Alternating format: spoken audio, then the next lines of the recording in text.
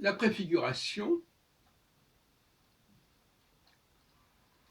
pose des problèmes intéressants. Je veux que c'est un terme qu'on utilise beaucoup chez les chrétiens.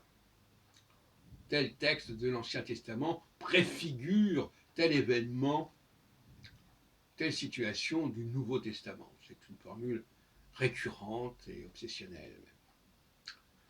Alors le problème qui se pose est le suivant, c'est que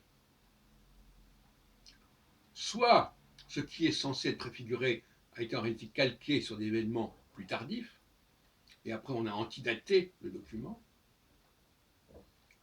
soit les gens se sont inspirés d'un document plus ancien, se sont calqués sur ce document, pour ensuite pouvoir affirmer que ce qu'ils font avait été préfiguré.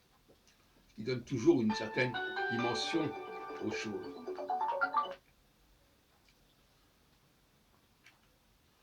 Voilà donc le double calcul. Donc il faut être extrêmement méfiant. Je parlais tout à l'heure du rôle de l'historien. Le rôle de l'historien, c'est de ne pas être piégé par ce genre de considération. Ça c'était avant, ça c'était après, tout simplement parce que ça a été écrit. Ça a été écrit. Dans le cas de la Bible, c'est presque comique. On va nous dire, ah ben oui, ce qui est dans le livre de l'Exode, c'est forcément passé avant ce qui est raconté dans le livre d'Ezra ou de Samuel, etc. Puisque dans le livre, c'est disposé avant. Bon, ça, c'est d'une naïveté confondante, d'une certaine manière.